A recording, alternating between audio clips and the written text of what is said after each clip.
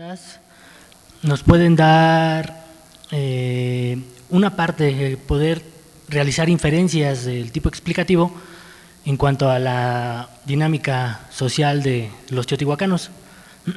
Estas preguntas, la primera es, ¿cuál es la dinámica y estructura social que determinaron las relaciones de trabajo del gremio encargado en la edificación de la pirámide del Sol, de la Luna y el templo de Quetzalcóatl? La pregunta posterior es, queremos saber si podemos hablar de un gremio o gremios especializados en la construcción y o remodelación de edificios. La siguiente sería, si este gremio de constructores, por medio de su trabajo, recibía algún tipo de remuneración que le permitiera el acceso a un nivel de vida, una calidad de vida mejor. Y si esto es así, también nos preguntamos si su fuerza de trabajo era o no explotada. Siguiente, por favor. Posteriormente contamos con una serie de imágenes. Estas imágenes las obtuvimos del artículo titulado Albañiles Invisibles, una aproximación al estudio del patrón de fosas de la Ventilla en Teotihuacán, del profesor Jaime Delgado. La primera figura, él hace una reconstrucción hipotética sobre cómo sería esta construcción y remodelación en la Ventilla. Entonces, pensamos, como nosotros todavía no contamos con las bases suficientes para poder generar una recreación de los individuos teotihuacanos, de este gremio de constructores, optamos que la mejor opción era mostrar estas imágenes.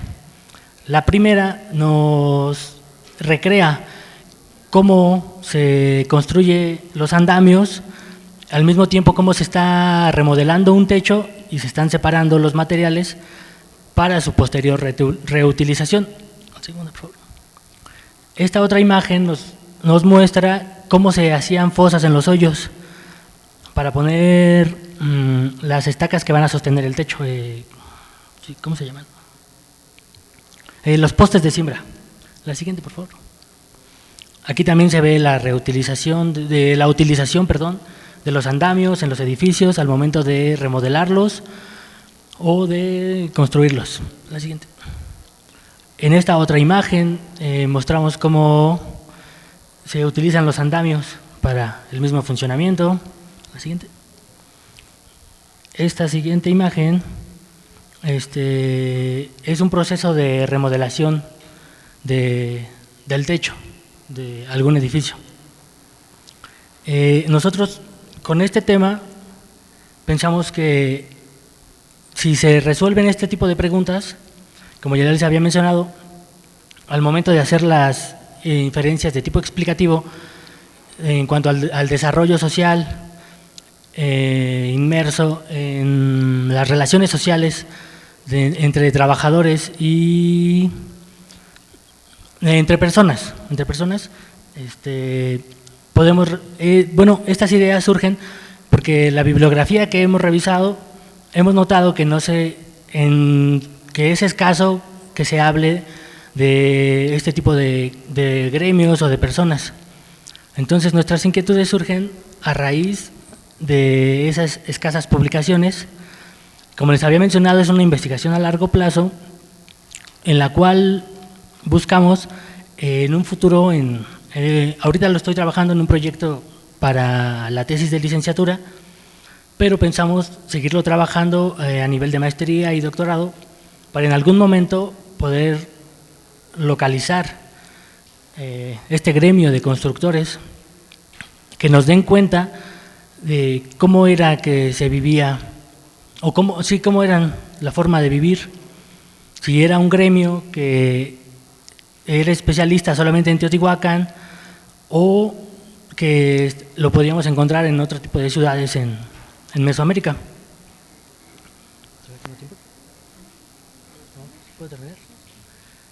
Bueno, pues por mi parte sería todo. Gracias.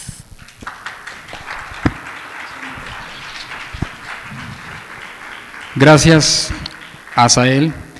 Seguimos con Etsuo Sato, Mariela Pérez Antonio y Saburo Sugiyama, quienes nos presentan el cartel Análisis de cerámica de la pirámide de la Luna en Teotihuacán, México.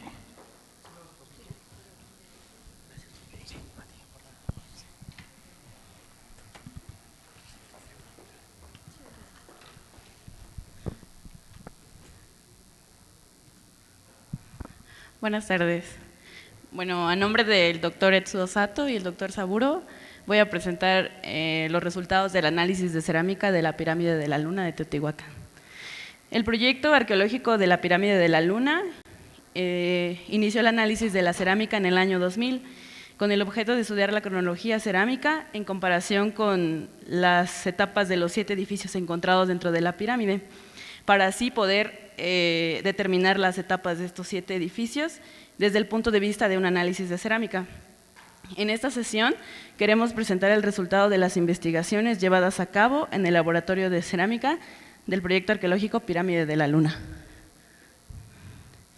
Nosotros utilizamos cerámicas provenientes del relleno de los edificios para este análisis. En la investigación de la Pirámide de la Luna se excavaron algunos túneles, como podemos ver en la imagen, el túnel 1 y el túnel 4, y arriba de la pirámide el túnel 8 y el túnel 12. También se excavó el edificio 7 y se excavó hacia la construcción desde fuera del frente C, que es la parte trasera de la pirámide. Gracias. Aquí. La capa 56 está situada abajo del edificio 1 y es una capa que se encuentra por encima de Tepetate, que es la capa natural. Las cerámicas excavadas en este momento se organizaron en cada capa. Se analizaron un total de 56.121 fragmentos cerámicos provenidos de los 7 edificios.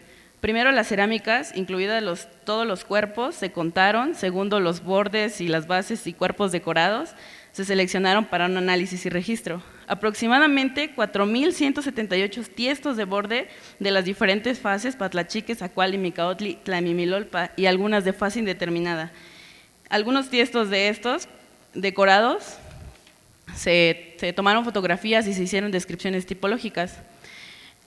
Para esto, como datos, se han analizado todas las bolsas de cerámica provenientes de la capa 56 y se seleccionaron algunas bolsas de los edificios 4, 5, 6 y 7.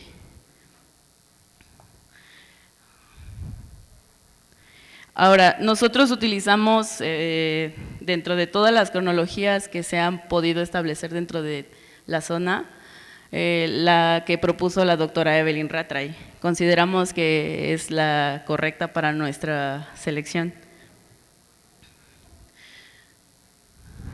Ahora, la cerámica de la fase Patlachique, nosotros hemos confirmado que 1.125 tiestos de bordes de cerámicas de la fase Patlachique provienen dentro de los 7 edificios de la pirámide de la Luna.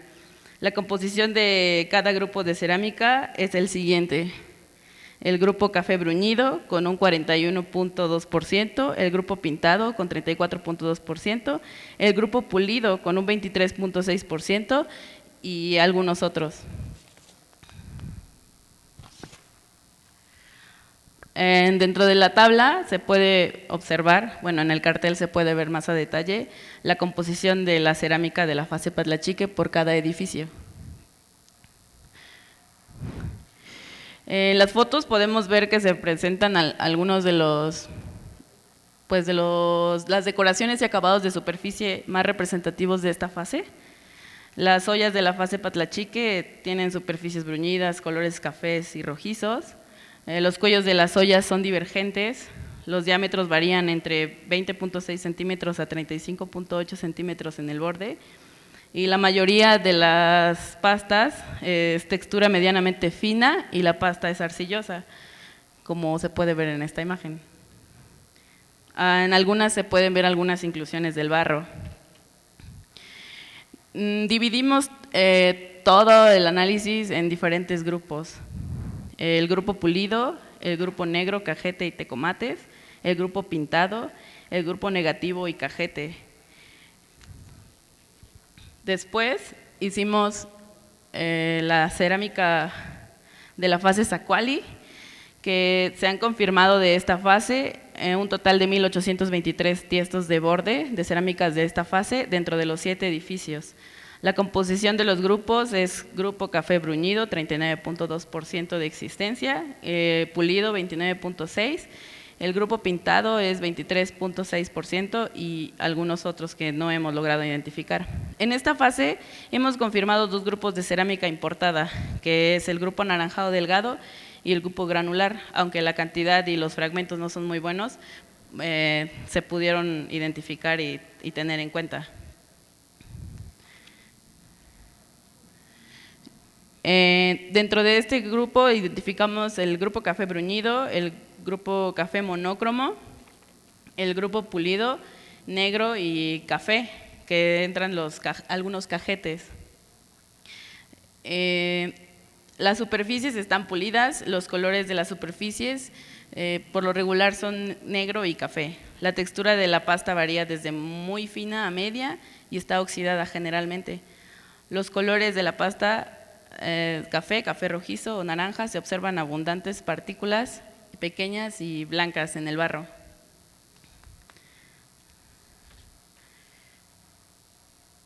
También tenemos el grupo pintado, el grupo polícromo, negativo y bícromo.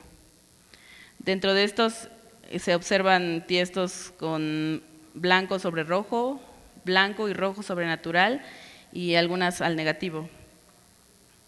Es en esta fase donde también encontramos cerámicas importadas del grupo anaranjado delgado y grupo granular, y de igual forma la cantidad es muy poca.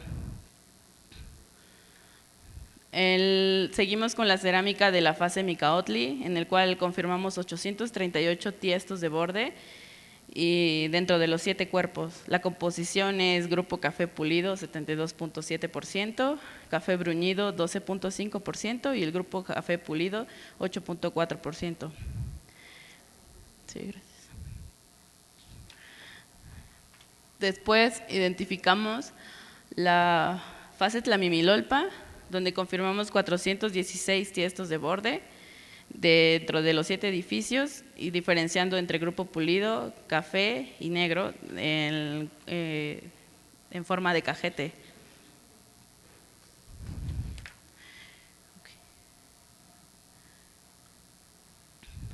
Para los resultados del análisis de cerámica pudimos determinar la existencia de 7 etapas de edificios.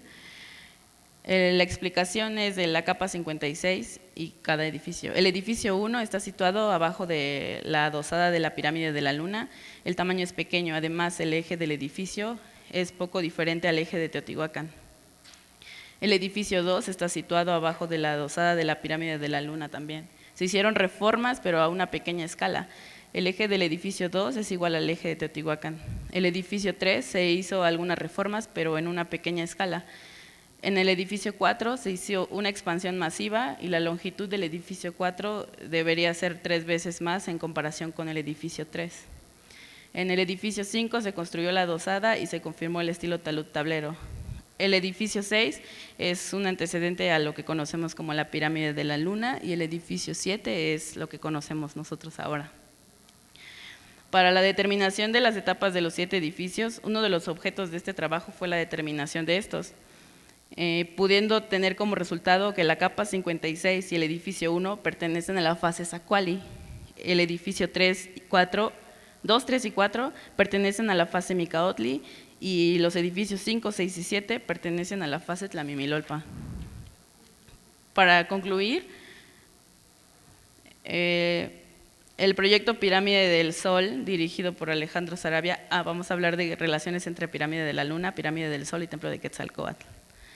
El proyecto Pirámide del Sol se llevó a cabo de 2008 a 2011 y según un informe, este proyecto se realizó 3 veces la reforma en la construcción de la Pirámide del Sol. Primero se construyó un edificio pequeño, el segundo se hizo lo que conocemos como la Pirámide del Sol y en tercer tiempo la adosada. Hay una diferencia en dataciones por radiocarbono. Cuando se construyó la Pirámide del Sol, en Zacuali o Micaotli, aunque la mayor parte de las cerámicas excavadas en la Pirámide del Sol pertenece a la fase Zacuali, la cerámica auténtica de la fase Micaotli ha sido confirmada dentro de esta. Pensamos que la etapa de la construcción de la Pirámide del Sol posiblemente corresponde al edificio 4 de la Pirámide de la Luna, o sea, Micaotli. Según Sugiyama, el templo de Quetzalcóatl tiene 3 etapas de construcción. Hay una fase pre-Pirámide del Sol, donde había un edificio que estaba funcionando como una construcción ceremonial, pero ya no se pudieron obtener más detalles arquitectónicos dentro del templo de Quetzalcóatl. La fase 2 es cuando el templo de Quetzalcóatl se construyó y la datación de radiocarbono ha confirmado 210 después de Cristo.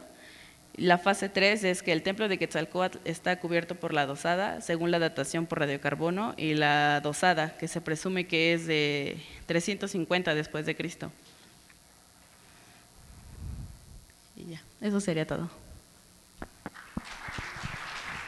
Gracias, Mariela.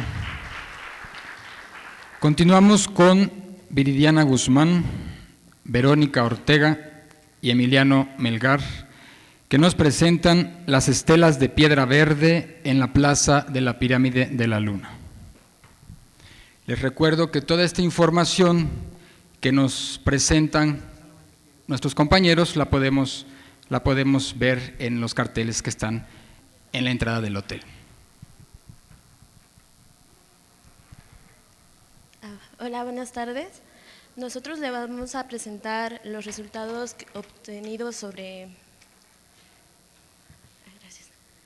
obtenidos de las estelas de piedra verde que se encontraron en Plaza Pirámide de la Luna.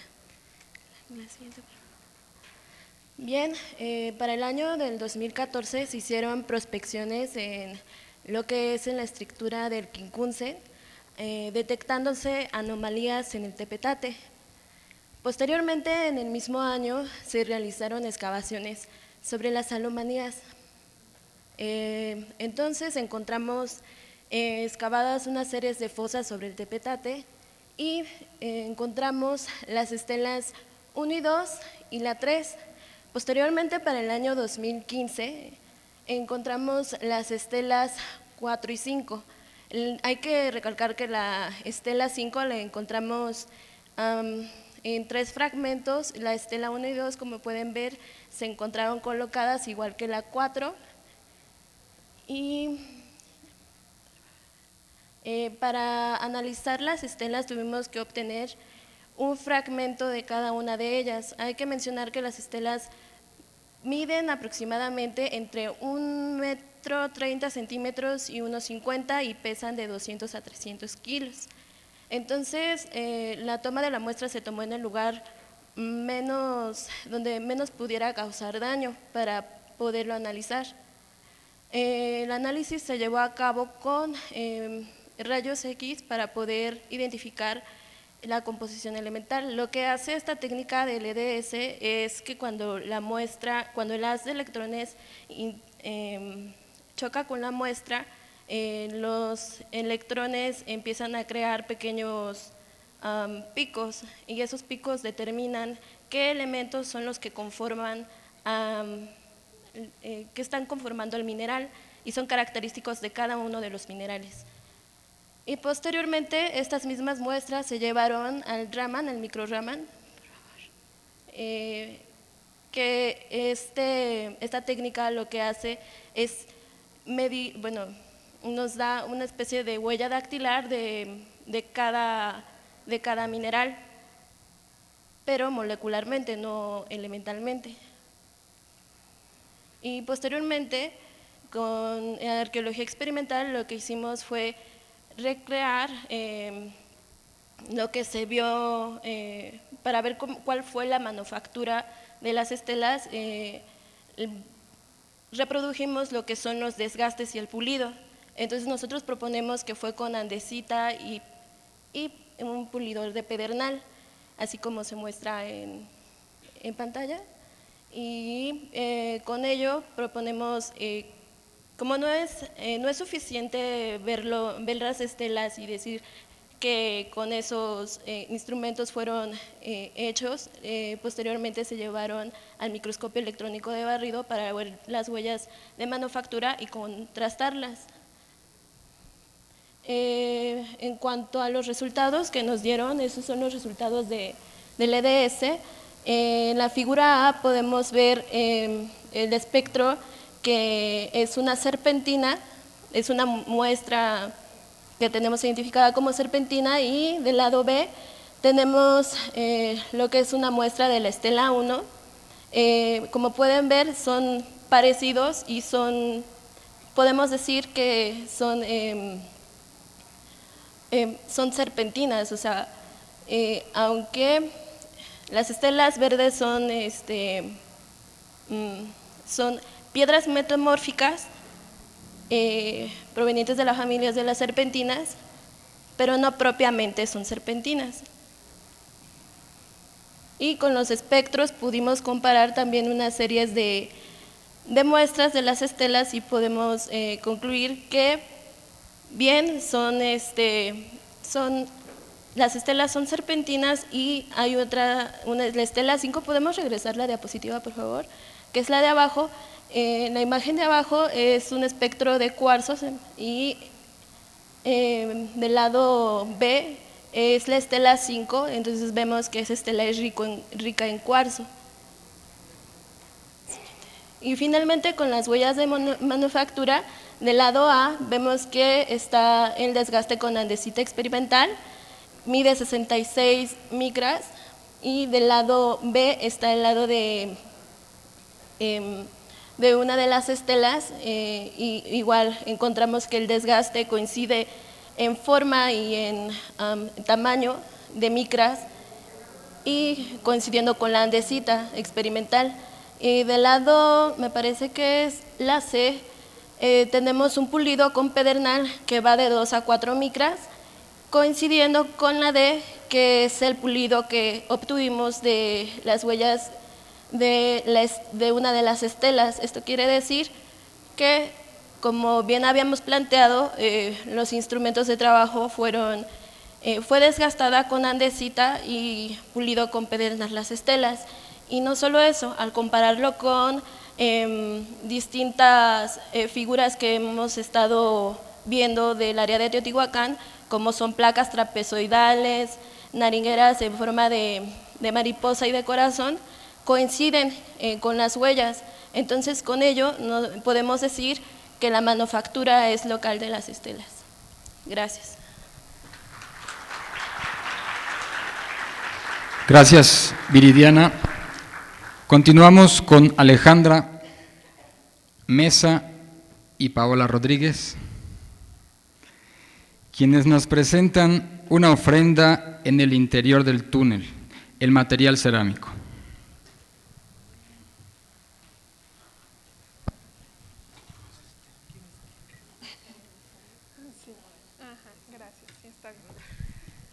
Gracias, Eliseo. Bueno, este cartel es un ejemplo de lo que nosotros hacemos en el laboratorio de cerámica del proyecto Tlalocan, y vamos a empezar. El título es Resultados preliminares del estudio de la cerámica de una ofrenda en el interior del túnel bajo el templo de la serpiente emplumada. Siguiente, por favor. Siguiente. 15 años han pasado desde el descubrimiento del túnel de 103 metros de longitud que se encuentra bajo el templo de la serpiente emplumada, mismo que ha sido explorado sistemáticamente de 2009 a 2017. A lo largo del conducto subterráneo se han registrado más de 50 ofrendas constituidas por numerosos y variados objetos. El interés de esta ponencia, cartel, es presentar los resultados preliminares del análisis de la cerámica de la ofrenda número 43, ubicada entre los metros 83 a 86, a una profundidad que va de 15.10 metros a 15.83 metros. La ofrenda fue elegida para esta ponencia porque contiene materiales que consideramos son representativos en otras ofrendas que se encuentran dentro del túnel. Uno de los objetivos planteados para el estudio de los materiales cerámicos de la ofrenda 43 fue identificar los grupos y formas de la cerámica para tratar de reconocer la representatividad de algunas formas particulares de referencia en el resto de los depósitos. Partimos del principio de que la frecuencia estadística de estos objetos podría ser un referente de la temporalidad y el uso ritual que tuvieron ciertas formas dentro del túnel. Siguiente, por favor. Siguiente. El estudio de la cerámica recuperada al interior del túnel ha comprendido alrededor de 140,000 fragmentos y miles de piezas completas, muchas de las cuales han podido ser completadas y restauradas. Se han llevado a cabo estudios cerámicos por parte de Padilla Gutiérrez en 2010, quien se encargó de analizar el material cerámico del tiro de acceso al túnel, junto con Manuel Acosta, que siguió con este trabajo y también analizó la cerámica hasta el metro 13 del mismo. Rivas, por su parte, analizó la cerámica del metro 13 al metro 40, y Méndez, Cuautitla y Rodríguez también han analizado cerámica de diferentes tramos del túnel.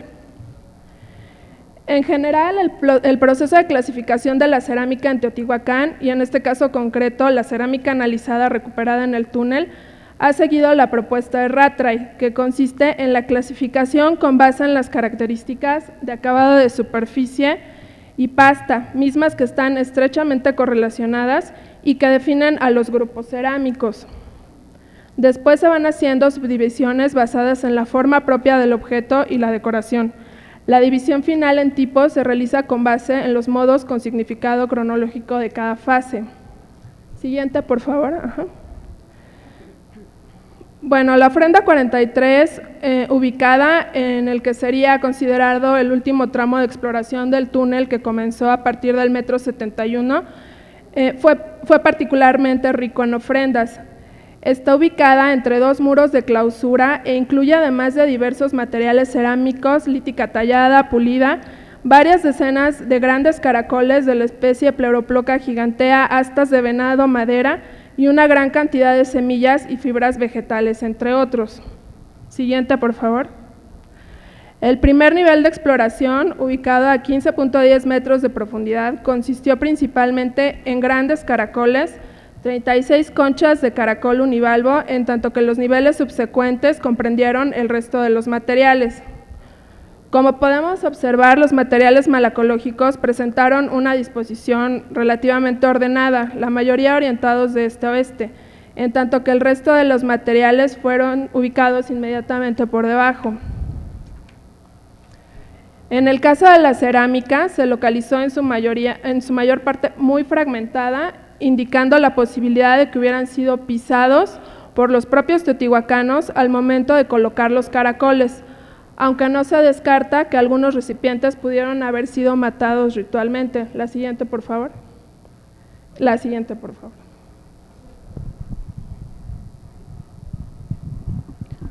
Bueno, el proceso de trabajo fue a partir de los restos materiales cerámicos, se contabilizó cada fragmento. La siguiente, por favor. Se consideró el acabado de superficie y la forma para identificar al grupo cerámico al que cada uno pertenece. Cada fragmento de cerámica fue marcado con el número de registro. Posteriormente se unieron los fragmentos. De esta manera se restituye la forma de los objetos que posteriormente son restaurados y contabilizados. Es así como se lograron completar alrededor de 92 recipientes cerámicos de un total de 3.811 fragmentos de cerámica que constituían originalmente esta ofrenda. Los resultados fueron la presencia de 5 grupos cerámicos. El más significativo en términos estadísticos es el bruñido, la siguiente, con 2.768 fragmentos, en el cual se completaron 40 ollas. El segundo lugar lo tenemos con el grupo pulido, con 804 fragmentos, de los cuales 43 formas diferentes, la siguiente, se completaron, seguido por el grupo mate fino, el grupo pintado y por último la cerámica anaranjado delgado. La forma más singular reconocida tanto en esta ofrenda, la siguiente, como en la mayoría de las localizadas en las diferentes partes del túnel, son las ollas del grupo bruñido. Es un recipiente construido con una técnica mixta de modelado y moldeado. La parte media baja es moldeada de forma curvoconvergente sin base. Esta sección de la vasija se une con la parte media superior modelada, que es rectoconvergente. El borde curvodivergente expandido prácticamente es la continuación del cuello, con labio redondeado en la pared interior del borde y presenta un bisel, con una boca circular que tiene un promedio aproximado de 12 a 18 centímetros y una altura de 17 a 23 centímetros. indicando una relativa estandarización en su producción. Su peculiar forma parece representar una gota de agua, por lo tanto se le ha llamado dentro del proyecto olla tipo gota, por anteriores análisis que ha hecho el arqueólogo Jorge Méndez Cuautitla. La siguiente. Bueno, como se puede apreciar, no, la anterior, por favor. No tiene una base que permita sustentarse o sostenerse por sí misma, sin embargo, la siguiente, en la base se puede apreciar de algunas ollas que tienen restos de fibras adheridas, que posiblemente con ellas la sostenían dentro de del túnel, ¿no? Y además se puede apreciar en el interior de las ollas la impronta de materiales orgánicos que muy probablemente se trate de semillas. Se observan en el interior también de los recipientes. Esto nos da la idea de que podían transportar en ellas semillas, porque en el interior del túnel se han recuperado una gran cantidad. Por lo tanto, consideramos que todas las formas reconocidas, esta es la que tiene una mayor funcionalidad para el transporte del contenido ofrendado desde el nivel de la superficie al interior del túnel. Y también es importante destacar que ninguno de los recipientes presentan huellas de uso como exposición al fuego, lo que sugiere que fueron utilizados para este uso, para transportar. La siguiente. La utilización de las ofrendas localizadas entre los muros de la clausura resulta interesante debido a que todas son de la misma cronología al correlacionar los fechamientos del carbono 14. Con los resultados del análisis cerámico podría sugerirse que los depósitos, al igual que la construcción de los muros del cierre, se hicieron en un periodo de tiempo relativamente corto. La asociación del contenido de los recipientes con las ollas en forma de gota sugiere una relación necesaria con la germinación de las semillas nutricias que se depositan ritualmente en el inframundo y de manera general con la fertilidad.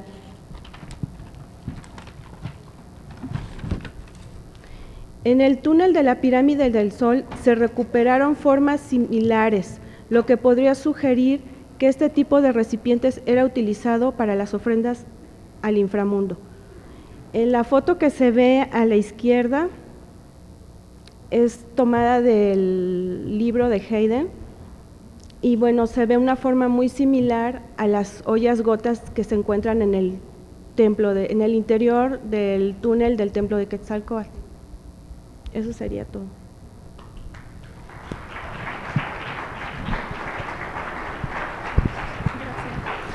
Gracias, Alejandra. Gracias, Paola. Para cerrar esta sesión de carteles, nos presenta Ramiro Medina el cartel Secuencia cronológica de las jarras Tlaloc, fases Zacuali, Tlaminilolpa temprano.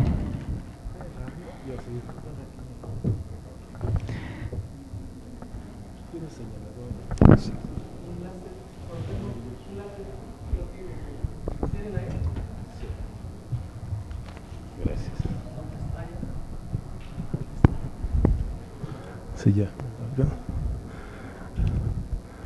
Hola, buenas tardes.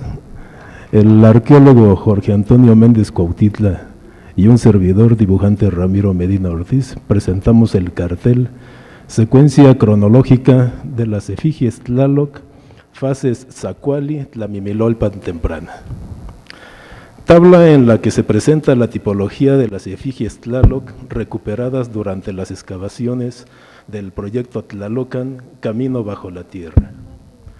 En el primer cuadro, de izquierda a derecha, se nombra el tipo cerámico y se describen sus características generales como son forma, técnica de manufactura, decoración, acabado de superficie y el tono cromático de la pasta, continuando con la representación en dibujo de la efigie, sustentado en las características determinadas en las muestras de tiestos analizados. de tal forma que en la primera columna se muestran las características generales y su representación. Los siguientes cuadros muestran las características de las variantes del tipo, iniciando con la fase Zacuali temprana, que va del 0 al 100 después de Cristo, según la cronología establecida por Evelyn Rattray en el año 2001.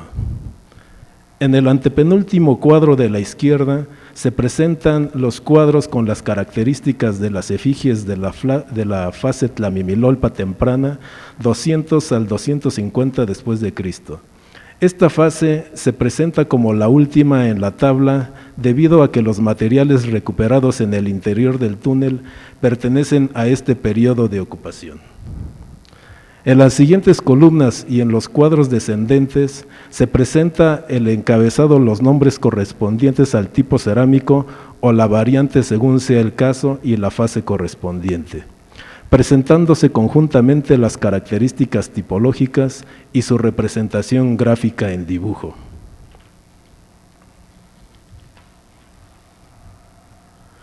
La secuencia cronológica que presenta aún no está completa debido a que los materiales recuperados en el proyecto Tlalocan están acotados a las primeras fases del desarrollo cultural teotihuacano.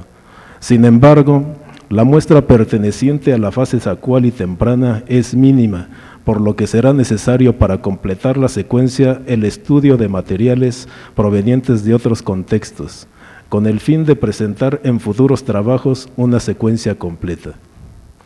En cuanto a las imágenes que acompañan la secuencia cronológica de las efigies, forman parte de su iconografía, como el signo en forma de S llamado en náhuatl como Xonecuili, signo de origen muy antiguo representado profusamente en la iconografía olmeca. Representación en dibujo de las efigies recuperadas en el túnel que pasa por debajo del templo de la serpiente emplumada. También se presentan imágenes del atuendo que portan el tipo cerámico 4, denominado como efigie Tlaloc rayo serpiente. Se trata de un atado del que penden elementos discoidales. Finalmente, se tienen círculos concéntricos a manera de chalchihuites o anteojeras. También se presenta una imagen con efigies Tlaloc recuperadas en el interior del túnel y otra imagen acompañada del complejo cerámico, según Rattray. Finalmente, la secuencia cronológica enmarcada por una cenefa azul de imágenes iconográficas que se presentan en uno de los caracoles marinos recuperados en el interior del túnel. Es todo, muchísimas gracias.